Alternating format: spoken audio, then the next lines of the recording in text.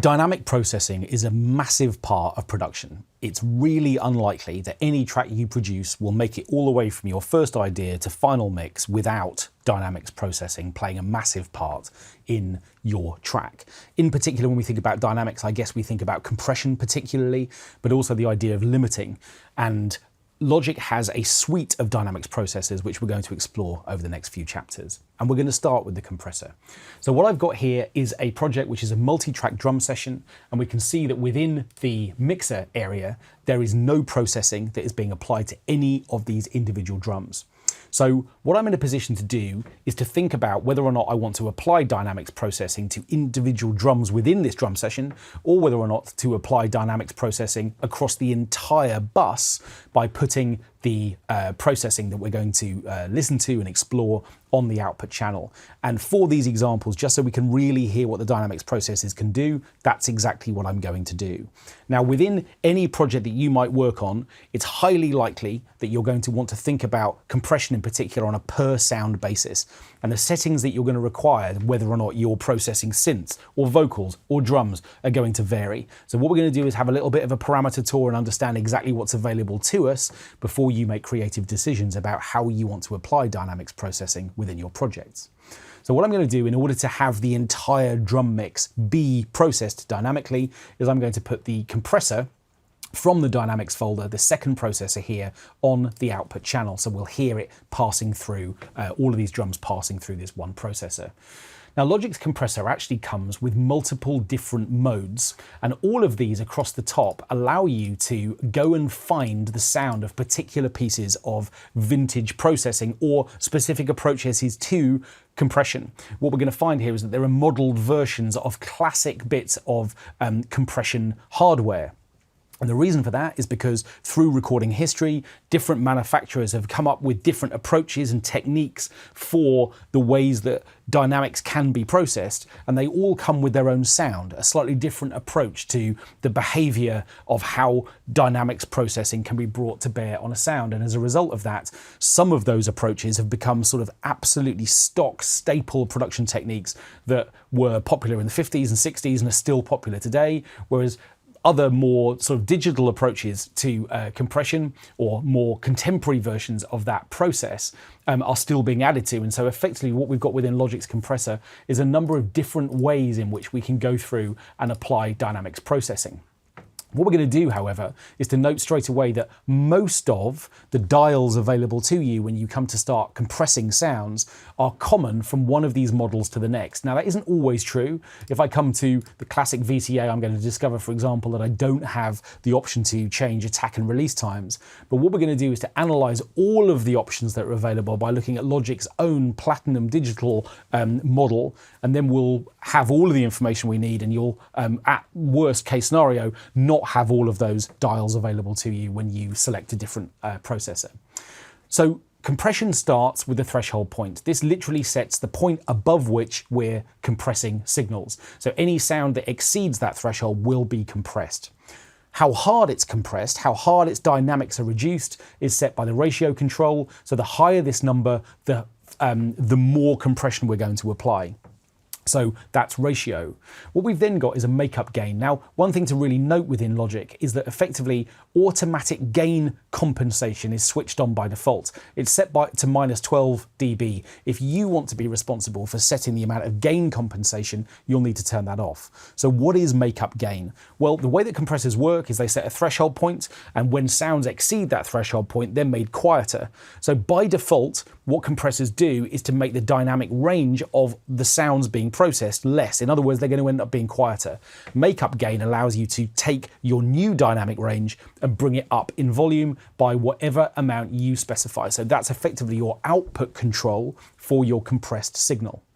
What we've then got, I'll come back to knee in a moment, is an attack and release time. This effectively allows us to decide how quickly the compressor is going to respond when signals exceed the threshold point. As soon as they're loud enough to breach the threshold, how fast do you want the compressor to work when it comes to actually processing the volume reduction? And similarly, as sounds pass back through the threshold point and duck back below it again, how quickly do we want them to recover? Well, that's controlled by the release time. And again, Logic by default will automatically set a a release time for you. This auto button is just for release. It's got nothing to do with attack. So again, you can either keep automatic release, or you can choose a release time of your own. Entirely up to you.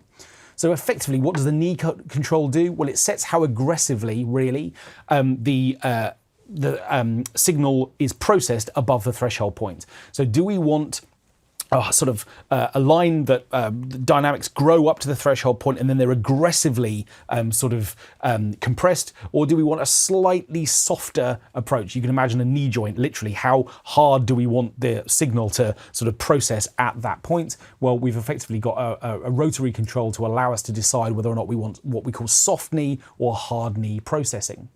Over on the left, we can control the input signal coming into the compressor. So if the levels are too hot, we can process the gain dial over on the left-hand side, and similarly, we can boost level coming in if we need to. And then over on the right-hand side, we've got a number of different choices available within the output section. There's a built-in limiter, which is going to literally restrict how loud a signal can get. So in other words, if I suddenly decide to boost gain significantly, and actually the implications for that is that the signal that I'm producing is exceeding 0, in other words, it's clipping, I can automatically restrict that by turning on the limiter and setting the maximum possible output volume here with this threshold. I can see that by default that's set to 0 dB, which is digital maximum if you like. So if I want a limiter stage, I can turn it on here. That's almost a separate processor really built into Logic's compressor. I've also got a distortion circuit, again, a different type of harmonic enhancer for signals over here on the left, within the output section as well. And I've got various options available to me in terms of different distortion types. Off is the default. And then I've got my output gain control, which is the overall output level. So that allows me to attenuate volume or turn it up at the output stage if I want to. And then lastly, what I've got is a mix dial. Now, what that's going to allow me to do is to actually create what we call parallel compression processes. In other words, do I want the signal that I'm processing to be completely replaced by whatever compression settings I choose? Or do I want to blend my compression settings with the original dry signal, the original sound or collection of sounds that I'm processing? Well, over here on the left-hand side, I'm only listening to the input signal. On the right-hand side, I'm only listening to the compressed signal, and anywhere in between, I'm setting a balance between the original and the processed sound.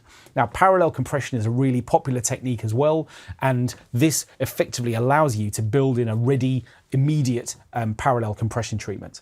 So what we're going to do now is to listen to some of these drums, and I'm going to configure both a sort of more moderate and a much more extreme compression treatment so we can hear what compression can do. So for a more moderate one, I'm going to turn threshold up so that less of the signal is being processed, and I'm going to turn ratio down so that we're not taking whatever is being compressed and really smashing it from a dynamics point of view. I'm also going to turn auto gain down a little bit so we're not producing a high output level.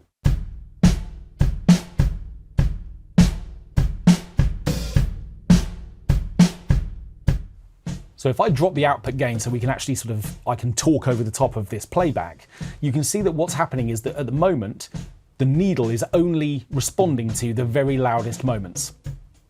Now, as the drum part develops a little bit, we're going to see there are a few more of those, but generally I'm only just really tickling the loudest moments within my compressor now. So if what I want to do is to produce a more rounded, fuller compression treatment, what I need to do firstly is to analyze and compress more of the signal, which means dropping the threshold points so that more of the signal passes through that threshold. And what I might also want to do is to increase ratio. So what I'm going to do is to take the level back up, and I'm going to do those changes, make those changes as we listen through the playback so you can hear the compression becoming more extreme.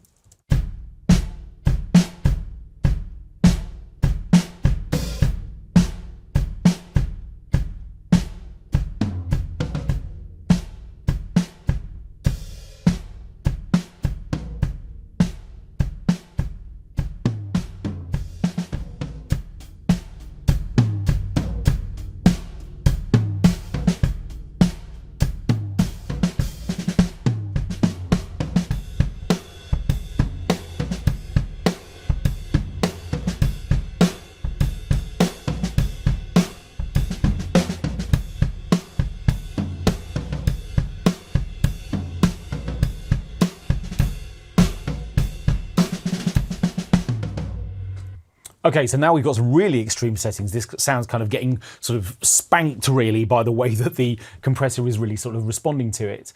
So what we're going to do now is to explore what attack and release can do, because obviously at the moment we're hearing in that first playback that we've got this sort of over-spanked signal. What we want to do is to retain a little bit more of the sort of transient elements of these drums, not have the attack and release working in a way that's basically just reducing all of those individual peaks. I want to hear the performance of each individual drum. I just want the dynamics to be under control.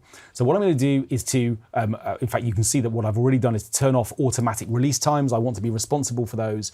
And this time what I'm going to do is to set attack times so that basically what we're trying to do is to let through the transient portion. Maybe we're going to slow this down a little bit. And then maybe from a release perspective, what I want to do is to speed that up a little bit so that every time the compressor recovers, it does so a little bit more quickly to allow the original sort of rhythm of this section to be heard a little bit more clearly. So I'm going to put a loop around the busier section of this track towards the end of it so we can begin to sort of model attack and release behavior in a way that's going to allow us to achieve a slightly more natural sounding result.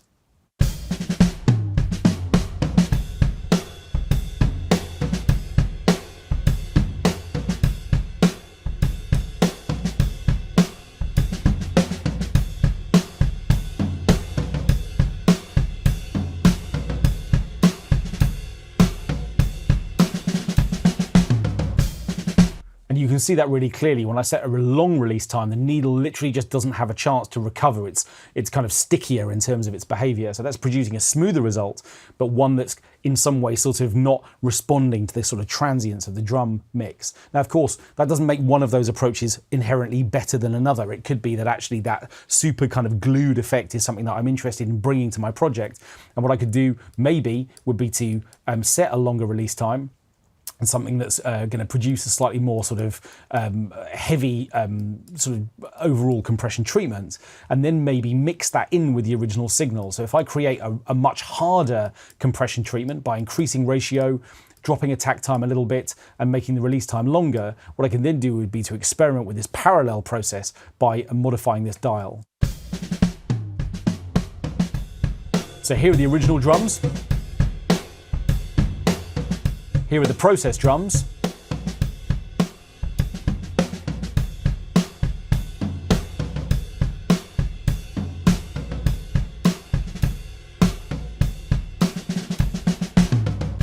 And there's my balance, where effectively that sort of parallel processing is part of the signal rather than the entire thing. So definitely I would say familiarize yourself with the individual settings within the compressor, and then absolutely do experiment with the different approaches available to you. You'll find that all of them have their own qualities. Opto compressors tend to respond less fast, so they produce a slightly more vintage, less immediate response. VCA compressors are the opposite. They're going to be much livelier. So just go through, experiment with the FET options as well. There are some classic models in there for you to go and experiment with. And what you'll find as you move from one to another is that the settings that I selected here within the Platinum Digital model, Logic's own compressor, are of course sort of copied, I should say copied, but borrowed from one processor to another. So if I have a look at my threshold ratio and attack and makeup gain dials, for instance, as I move to the Studio VCA model, those same settings are the default start point for the way that I can move between models. So it's very easy for me to compare and contrast how different compressors work.